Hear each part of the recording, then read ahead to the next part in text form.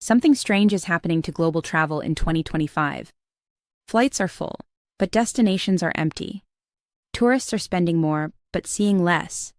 And places that once welcomed the world are quietly closing their doors. This isn't just inflation or politics. It's a shift in how the world moves, and who gets to move through it.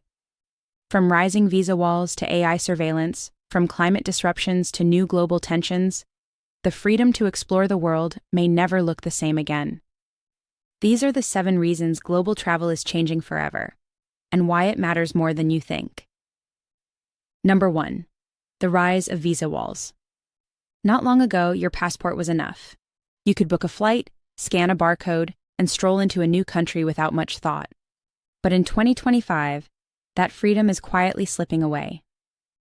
Across the globe, nations are reintroducing visa requirements or tightening the rules they already had. Americans now need a visa to enter Brazil. Canadians must pre-register just to visit Europe. Australians are being fingerprinted on arrival in parts of Southeast Asia. Even simple stopovers can require documents that didn't exist a year ago. This isn't just bureaucracy, it's a shift in mindset. Travelers are being asked to prove they're not a risk. Where will you stay? Do you have insurance? Can you prove you'll leave? Many are surprised at how quickly a vacation can start to feel like a job interview. And the more global tensions rise, the more this trend accelerates. What used to be spontaneous now demands planning, paperwork, and patience. The golden age of visa-free travel isn't just fading, it may be coming to an end, replaced by digital walls you won't see until you try to pass through them. But even if you're allowed in, that's just the beginning. Because in 2025, many travelers are discovering that the real barrier is cost. Number 2, the price of travel. In 2025, the sticker shock starts before you even leave the ground. According to Hopper, average international airfare from North America rose over 20% since last year, the biggest jump since before 2020. And that's just the beginning. In Paris, hotel prices now regularly hit €250 a night in peak season, even for modest 3-star options. In Bali, new tourist taxes and rising transport fees mean that what used to cost just $30 a day now often costs twice that, especially for first-timers or solo travelers. In Japan, Osaka and Kyoto are seeing record accommodation prices, while Thailand's national parks have doubled entry fees for foreign visitors. Airlines now charge extra for everything, from carry-ons to water to picking your seat. Budget flights aren't budget anymore. Add in the tipping expectations across the US and Canada, and even basic meals can feel expensive. Behind the scenes, global tariffs, rising energy costs, and supply chain pressures are quietly driving up prices, from hotel linens to airline fuel. The dream of affordable travel hasn't vanished. It's just become harder to find and even harder to justify. Before we go further, if you're finding this helpful, hit the like button and subscribe. It really helps this reach more travelers like you, especially as these changes continue to unfold. Number 3, global hostility toward Westerners. It's not always obvious. No signs, no protests, sometimes just a look or a refusal to serve. But in 2025, a quiet hostility toward Western travelers is growing in parts of the world once considered warm and welcoming. In Japan, some rural towns have revived "No Foreigners" signs at bars and restaurants, not officially, but quietly. In Thailand, viral videos targeting disrespectful Western tourists have sparked heated online debates, with locals demanding more enforcement, higher fines, and even temporary bans. Across Europe, especially in tourist-saturated regions like Italy, France, and Spain, there's growing fatigue around crowds, and the perception that some visitors, particularly from North America, aren't adapting to local customs. The backlash is subtle, but real. In cafes, in markets, in conversations that tourists don't always hear, the tone is shifting. And on platforms like TikTok, Weibo, and Twitter, criticism spreads fast, shaping not only sentiment, but sometimes policy. The smiles may still be there, but the warmth behind them? Not always. That growing discomfort isn't just personal. In some places, it's become a public fight over who tourism really serves. Number 4, Overtourism backlash. In 2025, locals aren't just whispering, they're taking to the streets. Across southern Europe, mass protests have erupted in cities like Barcelona, Lisbon, and Venice as residents push back against overcrowding, skyrocketing rents, and the collapse of local culture. In Barcelona alone, where 1.6 million residents hosted more than 26 million tourists last year, protesters armed with smoke bombs and water pistols marched through popular districts, chanting, "Your vacation, our eviction." Venice locals are fighting against 1,500 new hotel beds, warning that their historic home is becoming a playground for outsiders. But the backlash is spreading far beyond Europe. In Bali, a mandatory tourist tax has been introduced to reduce environmental strain and preserve sacred spaces.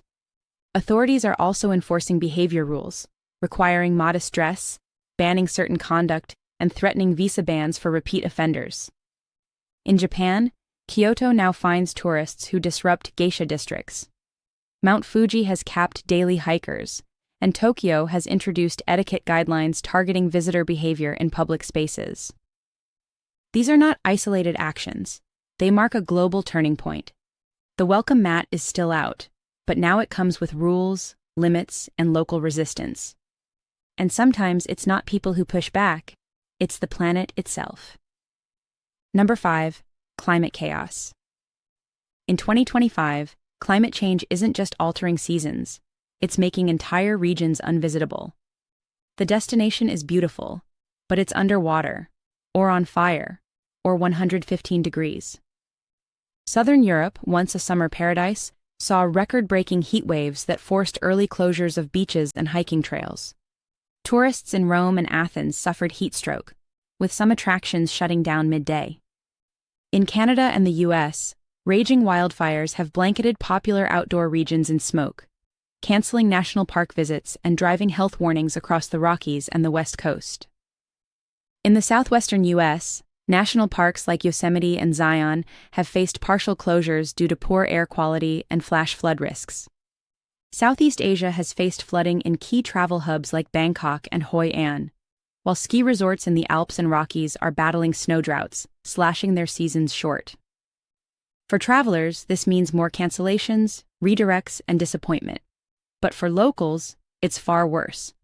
Tour operators are closing, seasonal workers are leaving, and in places like the Maldives and Fiji, rising seas threaten to erase entire communities from the map. The forecast now decides where we go, when we go, and sometimes if we go at all. But natural disasters aren't the only threat to your itinerary, because rising global tensions are closing borders just as fast. Number 6. A divided world. Borders haven't moved, but what they mean has. In 2025, global instability is redrawing the world map for travelers. Ongoing wars, diplomatic feuds, and sanctions are closing doors, not just politically, but practically. The war in Ukraine has made entire regions of Eastern Europe off-limits. The Israel-Gaza conflict has triggered travel advisories across the Middle East. US-China tensions have led to reciprocal visa delays, limited flights, and growing unease between the world's two biggest economies. Taiwan, meanwhile, remains a flashpoint that travelers are watching closely. In parts of Africa, coups and armed conflicts have forced cancellations and evacuations, with governments urging citizens to avoid entire regions. And countries like Russia, Iran, and North Korea remain technically accessible for some, but face increased travel insurance restrictions, diplomatic warnings, or outright bans. Even once-neutral destinations are taking sides, aligning policies with global blocs and limiting access based on nationality. The modern travel map isn't shaped by geography, it's shaped by alliances, risk, and global tension. Borders we once crossed with ease are now guarded by politics, technology, and fear. And travel, as we knew it, is disappearing. And in some places, the border isn't a line at all. It's an algorithm watching in silence. Number 7. AI surveillance at borders. You may not see the change, but it sees you. In 2025, crossing a border isn't just about showing a passport. It's about being scanned, analyzed, and logged by systems you'll never speak to. Dozens of countries have quietly rolled out AI-powered surveillance at airports and land crossings. Facial recognition is just the beginning.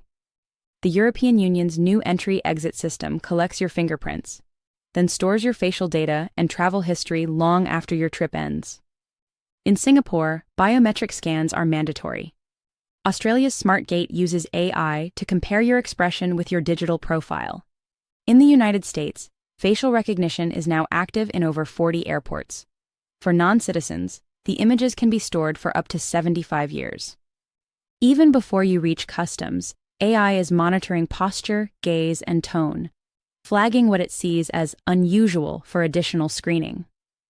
For some, the process is seamless. For others, it can mean hours of questioning, denial of entry, or red-flagged records they may never see. The border of the future is fast, but it's watching. Travel isn't ending, but it's evolving. The open world we once knew is narrowing, not with walls, but with rules, not with bans, but with limits. In 2025, it's not just about where you want to go, but whether you're allowed, welcomed, or even able to get there. And that means travelers everywhere are rethinking not just how they move, but why.